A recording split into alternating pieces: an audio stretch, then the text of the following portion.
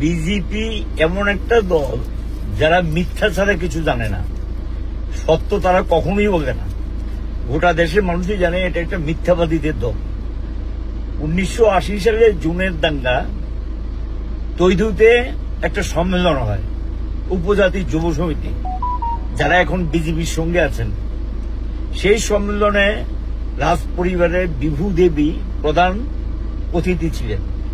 তিনি সেই সম্মেলনে বক্তৃতা করে বলেন 1949 সালের 15 অক্টোবরের পর যারা ত্রিপুরা এসেছেন তারা বিদেশি, তাদেরকে এখান থেকে তাড়াতে হবে।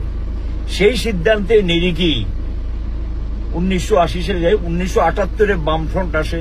1979 সালে বামফ্রন্ট সরকার সিদ্ধান্ত নেয় সপ্তম তফসিল মোতাবেক এডিসি গঠন, জমি হস্তান্তরের কাজ শুরু হয়। ট্রাইবেলদের যে জমিগুলো জোর জবরদস্তি করে নেওয়া হয়েছিল এগুলি শান্তিপূর্ণ পদ্ধতিতে আলোচনার মাধ্যমে ফেরত দেওয়ার কাজ শুরু হয় এবং তার সঙ্গে ককবরককে ভাষা হিসেবে স্বীকৃতি দেওয়া হয় রাজ্য সরকারের পক্ষ থেকে।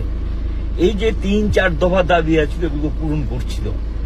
এখন ওই সময় এখন যারা বিজেপি তখন তারা কংগ্রেস, এরা তখন রাতারাতি জমি হস্তান্তর করতে দেব না, এডিসি গঠন করতে দেব না, আমরা বাঙালি দল গঠন করলেন, দুনিয়ার বাঙালি এক হও, বাঙালি ঐক্য স্লোগান তুললেন। তুলে সেখানে 80 সালে এইদিকে আরেক দল দুনিয়ার উপজাতি ঐক্যবদ্ধ স্লোগান তুলে বাজার বয়কট আন্দোলন ডাকলেন, সেটা উপজাতি যুব সমিতি।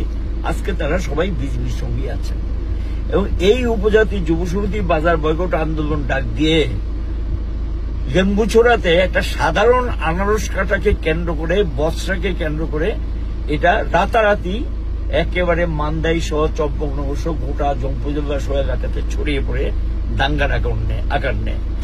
আগের থেকে পূর্ব পরিকল্পিত সিদ্ধান্ত না থাকলে এইভাবে একটা ছোট্ট বাজারের ঘটনাকে কেন্দ্র করে ছড়িয়ে পড়ে না।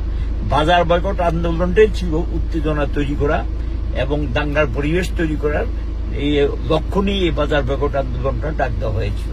কে করেছিলেন? উপজাতি যুব সমিতি। আজকে কোথায় তারা? বিজেপির সঙ্গে। যে এদের কাছে স্বাভাবিক কারণেই এরাই তো এগুলো কি হয়েছে না হয়েছে জানে। 80 সালের দাঙ্গা কারা সংগঠিত করেছে? উপজাতি অংশের মানুষ খুন হয়েছেন, অউপজাতি অংশের মানুষ খুন হয়েছেন। স্বাভাবিক অবস্থা ফিরিয়ে আনার জন্য তখন দিল্লিতে একটা টিম আসে দীনেশ সিং এর নেতৃত্বে।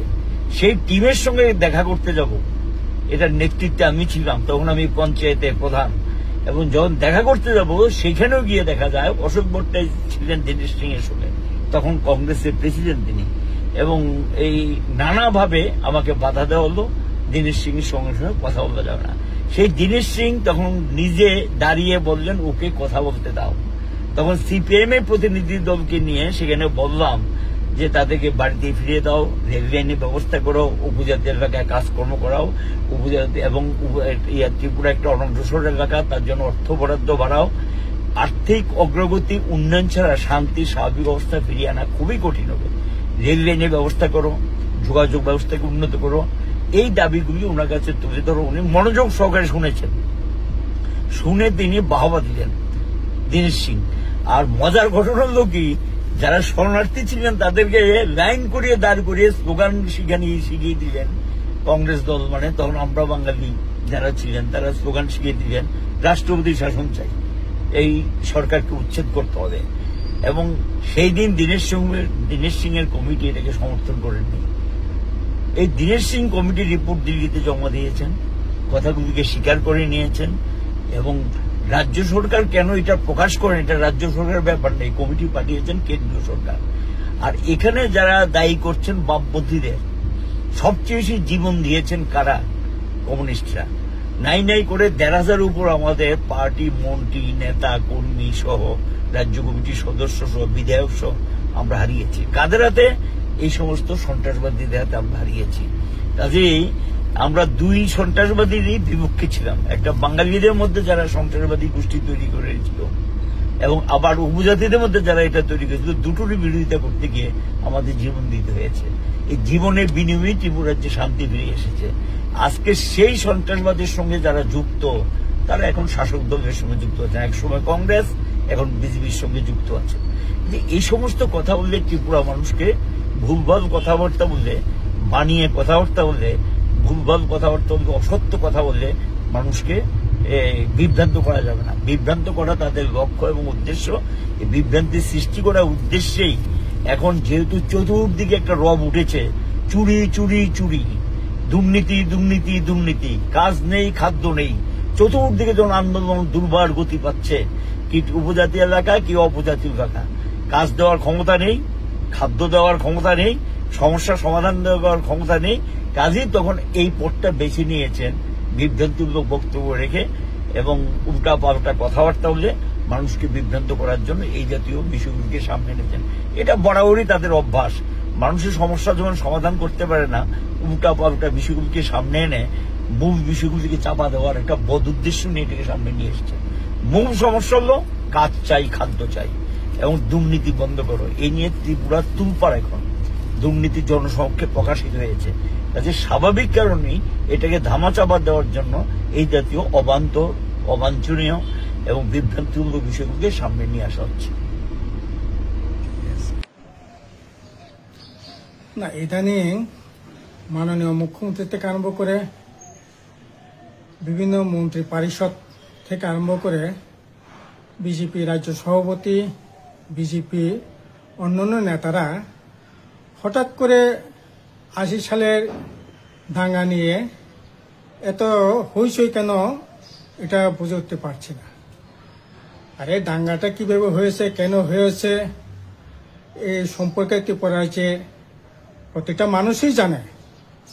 দাঙ্গার পিছনে কারা ছিলেন, কেন এই দাঙ্গাটা করবার প্রয়োজন হয়েছিল তৎকালীন সময়ে।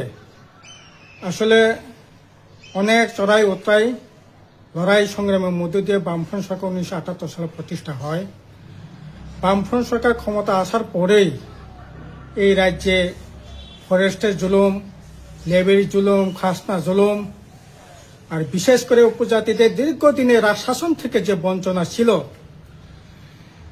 মায়ের ভাষা ককবরকে কথা বলবার অধিকার ছিল না, লেখাপড়া করবার অধিকার ছিল না, বেআইনি জায়গা এটা জোর জবরদস্তি করে হস্তান্তরিত হয়েছিল।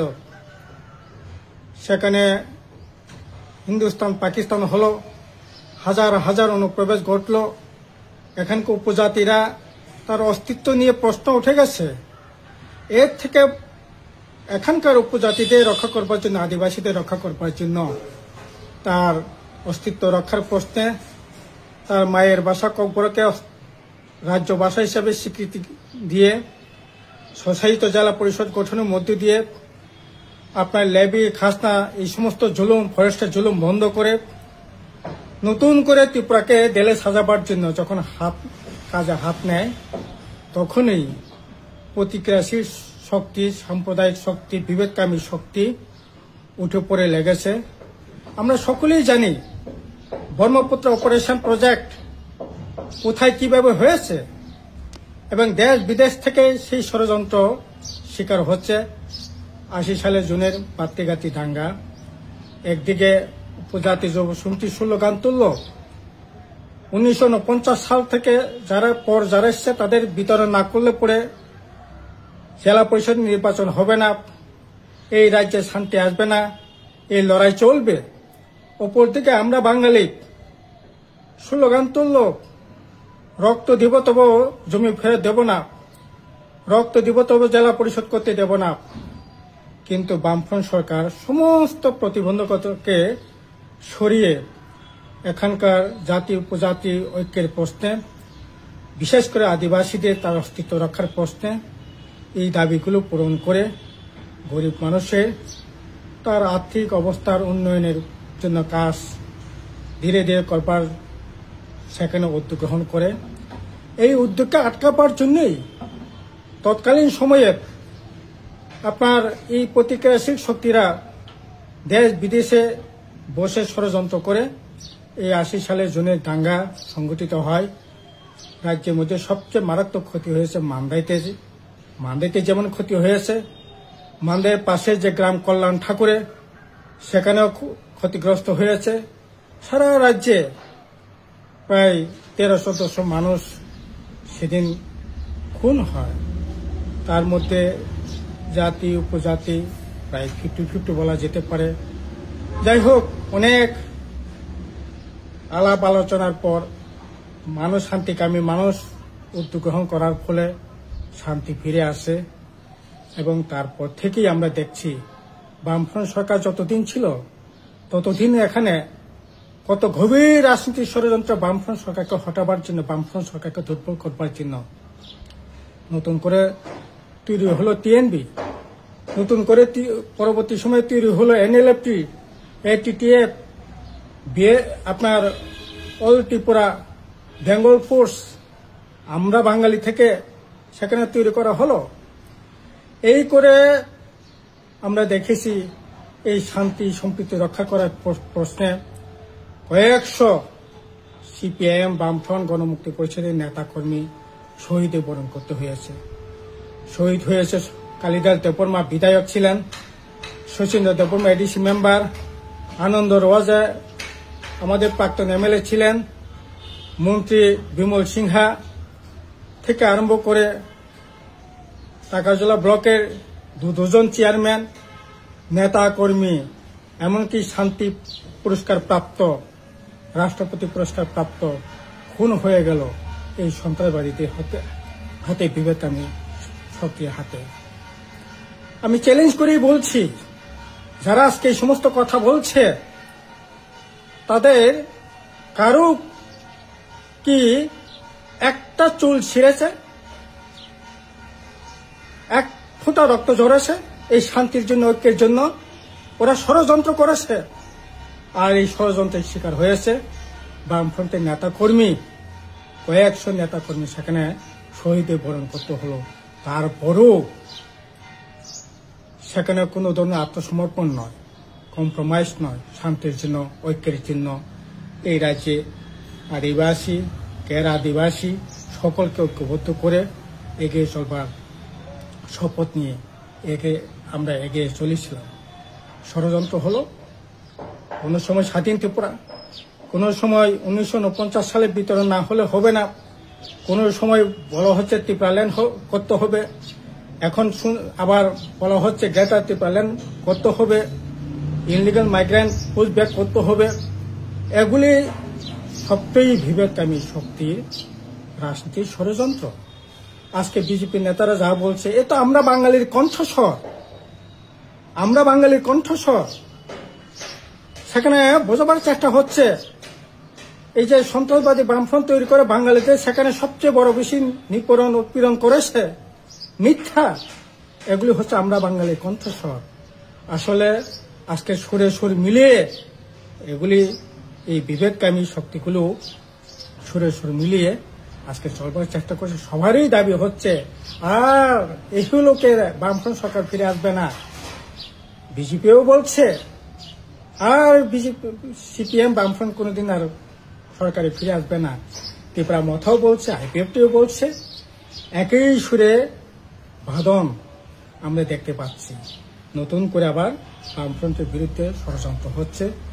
আমি আবেদন করব শান্তিকামী মানুষের কাছে, আমরা অনেক রক্ত ঝরিয়েছি, আর রক্ত যাতে না ঝরে ঐক্য রক্ষা করে মানুষের যে গণতান্ত্রিক অধিকার এটাকে কিভাবে বড় করা যায় তার জন্য সকলে এগিয়ে আসুন, এটাই আমার আবেদন।